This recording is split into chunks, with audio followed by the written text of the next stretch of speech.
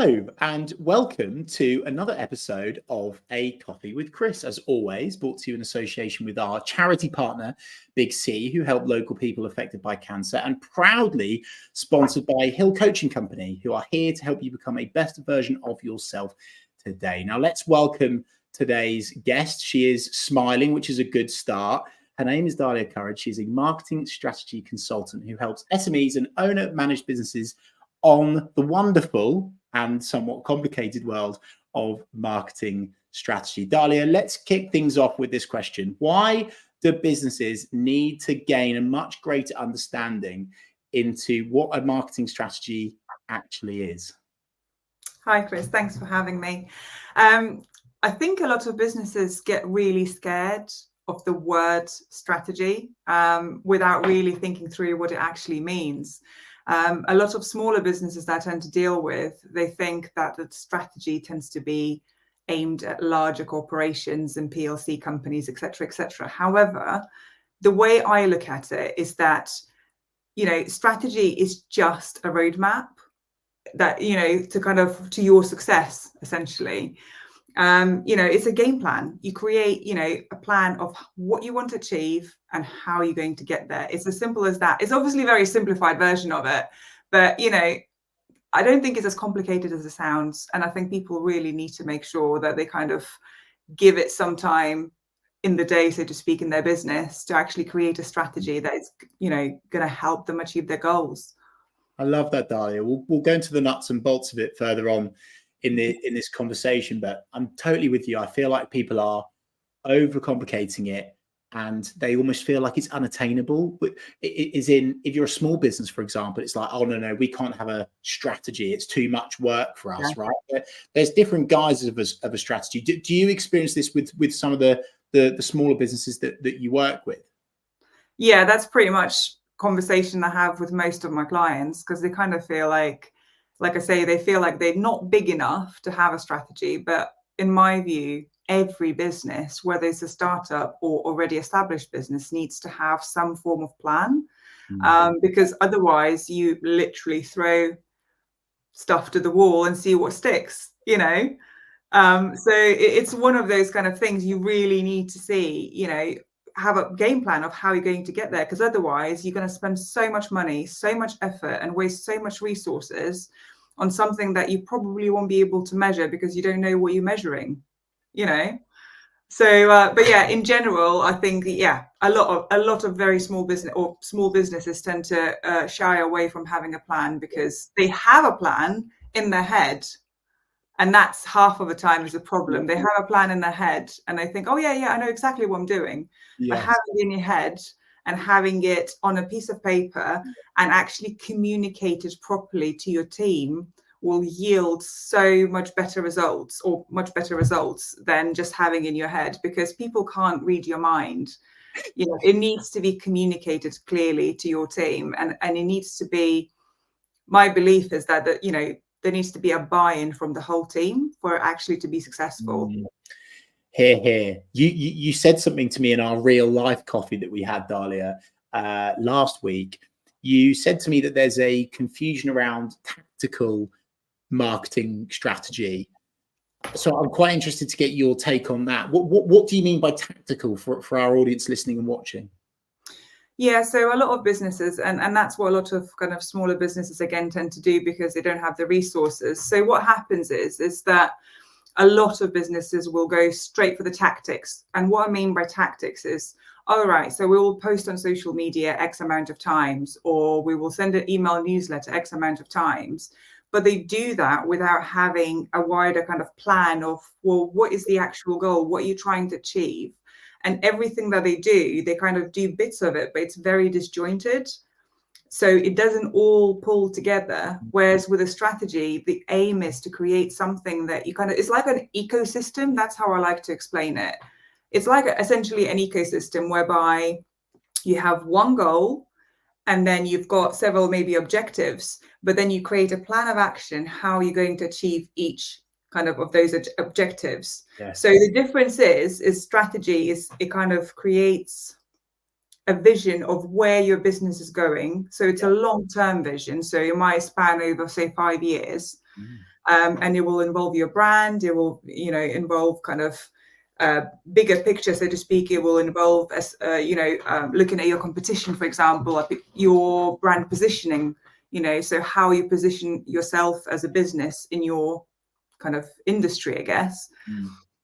So that's really, really important. And I think a lot of businesses kind of overlook that. Oh, definitely. I'm totally with you. And there's so much wisdom in that, Dalia. And it's something that I'm so passionate about with my clients when it comes to organic social. They go, right, Chris, yeah, we're ready for social media. Let's just go and get some posts out and over to you. And I'm like, whoa, whoa, whoa, hold your horses, right?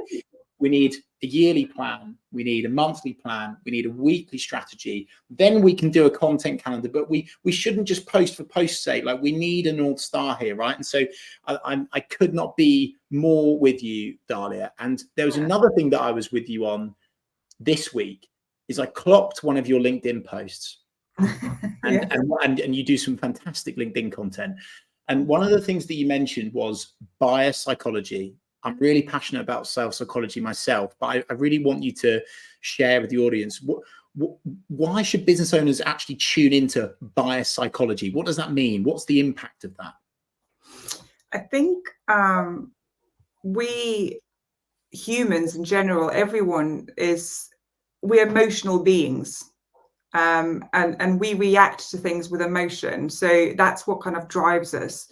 And I think what is kind of has been lost for years in marketing. It was very much kind of data-led, scientific, you know, all of that kind of stuff. And that absolutely has a place. You know, data is extremely important. However, we do need to connect with other people. So we need to make sure that we kind of have that connection, because I always say you will find it everywhere. Like, people buy from people. And people buy from people that they know, they like, and they trust. And I mean, this is, for somebody who works in marketing, I hear it all the time and it feels overused, but it is true, because you need to trust somebody before you actually make a commitment to spend money with them. You need to trust a brand before, you know, you are going to be giving their money and putting their product on your face, for example, whatever that might be. So I think that is such a big part of it. And I think it's just really important to make sure that that's the way we approach it. And human psychology in general, you know, we've got, as humans, we've got cognitive biases that sometimes we're not even aware of. You know, a lot of it could be based on tradition or upbringing, or, you know, even culture, different cultures and stuff like that. So actually, it's really important to understand what influences people, you know, to make decisions to buy. Yes. So, you know, like, so there's just so much that you could be looking at. But I think essentially is connecting with people and understanding what makes people tick, understanding what they need and how you can position your product or service in such a way that they feel that they can work with you or buy from you. So it's a lot of, in my view, a lot of it is about communication and messaging, and all of that is done in the strategy. You decide what kind of message you want to send out, and that's when you will create your tone of voice and your brand guidelines, etc. And then that will allow you to have this consistency over the course of all of your marketing. Because what you will do, you will ram in the same message over and over and over, and that's what's going to obviously help you with your brand recognition, etc., etc., etc. There's so much goodness there, Dalia. I'm totally with you. I think quite often, not just marketers necessarily, bad marketers, but business owners as well, that just don't have the understanding. And I do empathize with them on this. They get lost in the sexy technical part of the marketing delivery, and they forget this essential part of your customers or prospective clients. They're buying something emotionally first before logically. That's standard stuff, right? And so focusing more on that bias psychology is I think crucial. I think it's absolutely crucial. And we're going to go into the world of, you know, becoming more authentic and human in later on in this chat, but we're definitely going to go there. And Dalia, the other thing that I think is really interesting to talk about, and people don't talk about the end of this often enough. So if you're ready, I'm going to hit you with it. When the marketing strategy actually start? When should a marketing strategy evolve? And when should a marketing strategy die? Well, I mean, in terms of starting point, it literally starts as part of your business planning process. So the minute you start a business, you already planning your marketing activity, and that doesn't have to be your social media posts, etc. There is so much more that goes into it. So everything from your positioning in the market, how you position yourself amongst your competitors, your pricing is part of your marketing, your messaging that you put out, the website, any social media posts, obviously, down to the customer service, the type of customer service and kind of tools that you use to kind of make user experience better. All of that is marketing. So actually, when you start planning your business, marketing planning should start really at that point. So I think it's intertwined. I think they're both business planning or business plan, etc., and marketing strategy work hand in hand. And it's not something that you create and is there like a one-off exercise. You create a strategy, that's a piece of paper, box ticks is done. It's not how it works. I think to create a strategy. Why are you laughing? No, I'm just laughing because I've experienced this so many times before. I'm laughing because it's the classic tick box, and I'm sure you're about to go into it, Dalia, about the evolution of a strategy too. But I was just going to come in on this actually, which is that I don't think people are starting their strategy soon enough. No. And my observations, I don't know whether you see this with your clients, Dalia, is they will take maybe 1, 2, possibly even 3 whole months to create a marketing strategy, and then they've lost 3 months. And I think, wouldn't it be great if we were in this world where people were more focused on being agile with it and getting going and getting started? I feel like people are maybe being a bit slow, or am I just being a bit impatient, Dalia? Does a marketing strategy take that long? I think it does.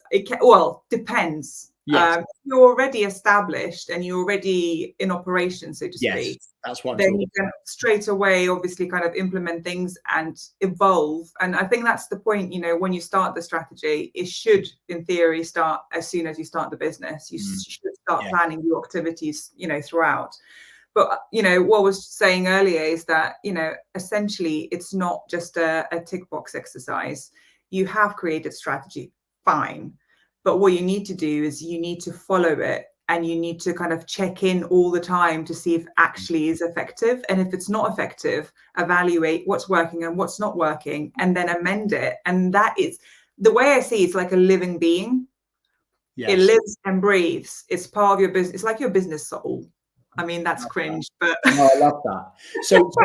So that links then back to the original question, Dalia, which is actually, so are you saying that a marketing strategy should never die once it's been born? Should it just evolve and evolve and evolve? Or is there a point where, and I know it's a case-by-case basis in some instances, is there ever a case where you go in with a client and you have to screw the ball of paper up and throw it over your shoulder and start from scratch? I mean, I think a lot of the times people confuse strategy with tactical plans. So actually, what they actually are doing, they are creating a marketing plan, i.e. all the tactical activities, but they don't do the work beforehand.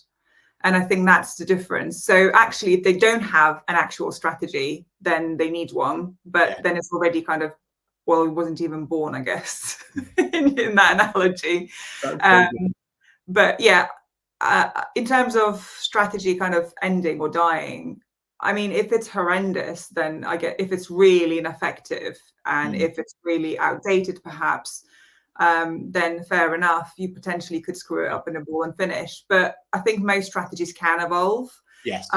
I think the only time it would be completely dead is like if the groundwork that has been done is no longer correct and it no longer reflects your business or your audience, for example, because that's a huge part of the business, and a huge part of strategy is actually understanding who your audience is.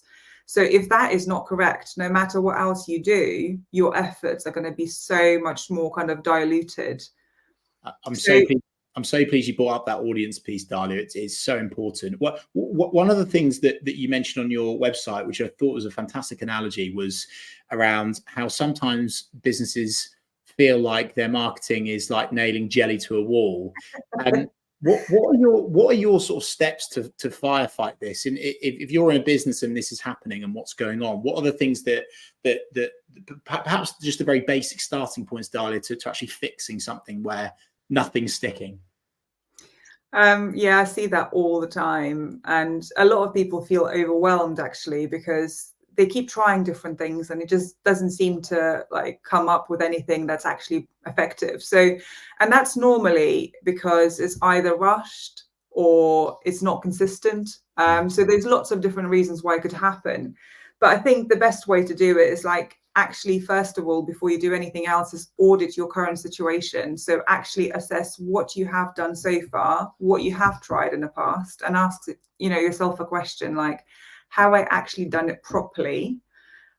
Or have I given it enough time? Or have I tried and tested variations of the same thing? Because one of the things that I always say to all of my clients, no matter what you do, you always have to try and test variations of marketing, because for example, somebody might say social media doesn't work for them, but it probably could work, if they tried posting something different, or if they used different strategy towards to it. So, things don't work, but they could always be amended. And until you have tried absolutely, or not everything, you can't try absolutely everything, but once you've tried a load of different things and you're confident it doesn't work, I think at that point you can say, okay, social media doesn't work for us, that's fine, we will go to something else.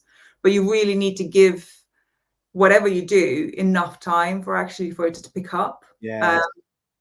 Because what I find as well, a lot of businesses, whether small or larger businesses, everyone wants immediate results.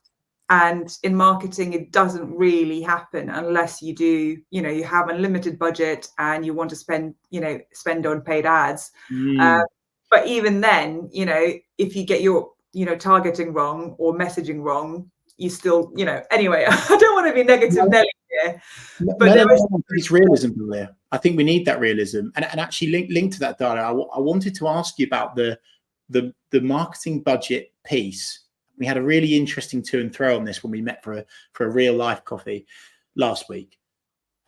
We spoke about the dilemma that a lot of businesses face, which is, do they put their budget into one area of digital marketing? Do they put their budget, do they spread it thinner, but do multiple? And what sort of results are you seeing on both sides of the fence, Dalia, with your experience on that front? I'm really interested. Yeah, I definitely see a lot of people kind of putting all the eggs in a basket with digital marketing because, we can measure it, or it's cheaper, or, whatever. But actually, I think it's all case by case basis dependent on a business. But essentially what you need to do when you're deciding on a budget is actually find out who your audience is and where they are.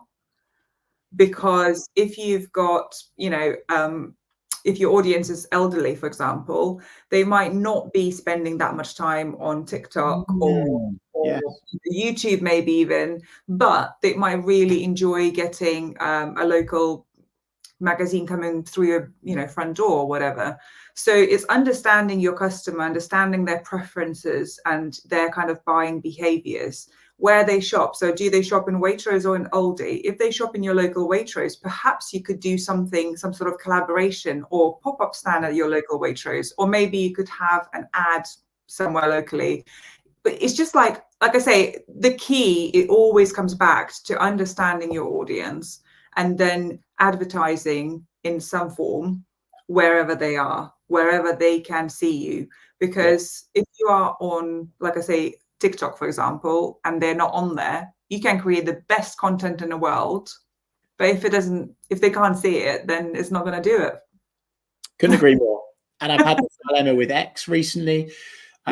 New clients onboarding. Yeah, Chris, we know X is good. Let's just get going on X. I'm going, oh, that's good. So what's your audience size on there? I've got 250 followers. Okay, who are they? Well, I don't know, because we sort of built it about 10 years ago. And I'm like, well, maybe we should start with something that we know that is going to work faster for you. And I think that's the advice I wish that people gave, not just with social, but in digital in general. Like, let's go for the low-hanging fruit first. Let's phase it. Let's not spend, beyond our means and break ourselves, because at the end of the day, marketing is a calculated risk, and we do have to be careful with it. So it was good to get your insight on that. Dalia, I know you. Sorry, sorry, I was just going to say, like, with things like print media and stuff like that, I know a lot of people kind of shy away from it and go, oh, it's old school, etc. But there are ways of measuring that as well, because there are things like QR codes or specific phone numbers. And I mean, that's not groundbreaking, I can't speak. But there are ways of measuring that. And there are other benefits of doing, other things. So like events marketing or outdoor marketing or, leaflets or whatever, because digital space is really noisy. It's really, really crowded, and people's attention spans are so short. And people actually switch off very quickly, because if anything looks like an ad, they will just go, oh, it's an ad, I'm not going to read it. So it's really important to think about how you present your ads, and it could work really, really well if done in a more traditional way sometimes. And I'll give you a very quick example, and I think I told you about this during our coffee catch up, where I literally had a leaflet through our front door, and it was handwritten note to say that somebody's doing gutters and whatever kind of roof work, but it was handwritten note to say how they would love to work and they're in the area, and you can see the pen marks and stuff. And I actually kept that for a little while. In the end, I binned it because I didn't need it in the end. But I thought it was such a great example of actually just putting that personal touch, and it makes a difference. And that's how you stand out from the crowd. And let's go into that, Dalia, because I know you're passionate about this. It's not just it's the human touch, right? And you said there about standing out on social and people switching off if they know it's an ad. And I think that consumers are getting more clever than ever before. And I think they understand, on the whole, mostly when something's trying to get them and when it's not. And I'm a big advocate, as I know you are, Dalia, of humanizing content and being more outwardly ourselves, our authentic selves, and also showing our team and things like that, and more personable video content. So in this fake AI world that we're now being driven into, this is surely something that you would believe that brands can do more of. Would you agree with that? Disagree with that? I think AI definitely has its place, and it presents so many opportunities for businesses to streamline their processes, become more innovative, and all of that kind of stuff. But I don't think that AI will ever replace real human connection. You can't create the same connection. I think we are attuned to what is human and what is not, and I think people just can sense it. If it's like, for example, ChatGPT. I mean, if you were to use ChatGPT copy, I can read it a mile off and I go like, oh my god, that's and that actually puts me off speaking or using a brand, because I'm like, well, if you are too lazy to even create a content that you expect me to spend time to read, why should I invest in your brand? So, but that's just my positioning in that sense. But essentially, like I say, people buy from people, so you need that connection, and brands have got opportunity right now to actually really build and showcase their personality, because brand is more than just a logo. It's the entire business culture. Most brands are led by some sort of values, so actually show those values, show the culture, show what you do. I know it's obviously behind the scenes kind of content, and a lot of people don't really feel comfortable, being on camera, etc. But actually, I think, in my view, the brands really need to work to kind of make it part of the job description almost, that you are going to be involved in our marketing, because that's who we are. We are, wanting to be transparent and engaging, etc., etc. So that's part of our culture. I'm totally with you, Dalia. I think there is so much in that, and actually it's the other side of the coin, isn't it? Right? Because it's not just humanizing your brand from your side, it's also humanizing your brand. I said humaning then, I clearly need another coffee. Humanizing things from the consumer side. And something that I preach about all the time is user-generated content. So an example of this is I run the social media accounts for a fantastic local kayak company called Cambridge Kayaks. I really enjoy working with them. And they can post products and pictures of kayaks all day long. But the stuff that works, the stuff that resonates, the stuff that sells is the lifestyle content. It's the real content. So literally just this morning, I posted the content of a kayak in Norway with a whale swimming underneath it. Like, that's the stuff that really, and yeah, I know, living the dream. Tell me about it. I would react too. I think, how would you, is there a way, Dalia, that businesses can extract that type of content from their customers? Do you have any advice around that? I think it just depends. And again, it goes back to the business kind of mindset, having that open mindset where you kind of, you have to be part of it. And a lot of businesses expect things to happen just by having a few posts and stuff. And they don't necessarily expect to roll up the sleeves and actually get stuck in and be involved. Yeah. And I think the best way to achieve the success that we are talking about here is by actually being involved. And like I say, that kind of creating that culture within the business where everyone is expected to get involved to a certain extent. I'm not expecting everyone to sit there and start creating content for days on end. Yes.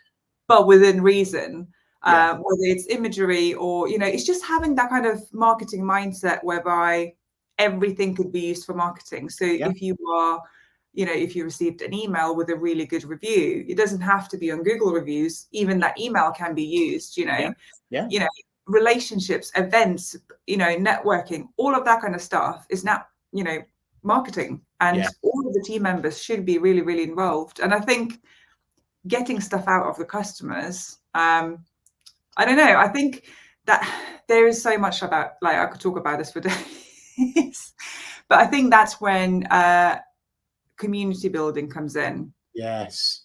So when you build a community, and again, it goes back to the know, like, and trust. When people trust you, when people know you as a brand, who you are, the people and faces behind the logo, then you build those connections, then you build those relationships, and people then trust that they can share, that content with you because they had a great time. Yes. Because people thrive on experiences. Yes. Like I say, they switch off from the ads, but they really, what they're looking for is a form of entertainment, but they're looking for a sense of belonging. They need to see, they need to see type of content that they kind of see and go like, oh, this could be me, or I want to do this, I want to be part of this. And so that inspiration is really important. And that's where I think a lot of bigger brands are now going. And I hope that, smaller brands will start follow suit as well. Me too. So much good advice in that, Dalia. What are the traps, Dalia? What are the perhaps 3 big mistakes that businesses are currently making with their marketing strategies? Let's help them avoid those traps. What are your top 3 on that? Well, I always will say that I say marketing strategies, but in general, first of all, if they don't have a plan, that's probably the biggest one. And I'm not talking plan, strategy, as in long-term strategy, and then a plan, and then a campaign plan, and then go to execute it. So that's probably the biggest one. Another one is obviously when they go straight into the tactics and they, like we spoke about earlier, they don't test variations of different things. They don't have that kind of open mindset of trying different things. They just kind of do the same thing over and over and over. And they're not looking to innovate. They're not looking to change. They're not looking to kind of grow, as a business and find new ways to connect with their audiences. So I think that's probably another one. And I think data would be the third one, because I find a lot of businesses don't understand the data that they have within their business. And whilst we talk a lot about psychology and human behavior and etc., actually data is still is very, very important part of it, because without that data, you won't get other insights. And also that data really helps you to evaluate where you are at and actually are you heading into the right direction? Or perhaps you're seeing something that is not what you expected. So perhaps that is telling you something, it's either working or not working, or maybe people don't want what you're offering right now, but they actually want something slightly different. So there's an opportunity there. So I think, definitely not having a plan, just sticking with the tactics and not really testing and not having that kind of open mindset. And data. I think that those would be the kind of biggest sticking points for me, I think. Dalia, amazing. Absolutely amazing. And as you alluded to, we could have chewed the fat on this for hours and hours and hours and hours. It was an absolute pleasure speaking with you today, grabbing as much wisdom as we could in the half an hour that we've been speaking. Dalia, where can people find you, your business? How can they get in contact with you?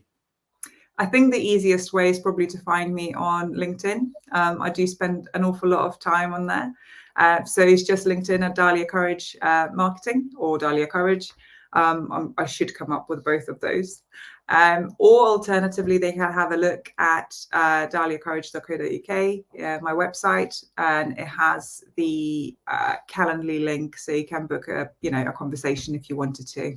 Amazing. Dalia, thank you so much for your time today. I really appreciate it. No, thank you for having me. I really enjoyed myself. And thank you so much to everyone watching, or perhaps watching this back or listening to this back. However you're watching and listening, do give it a like, do give it a comment. If you've got any questions for Dalia on the world of marketing strategy, I'm sure she would be so kind to answer any questions or queries you've got. Thank you again, as always, to Big C, our official charity partner who help local people affected by cancer, and our podcast sponsor, Hill Coaching Company. I shall see you the same time next week for another episode of A Coffee with Chris.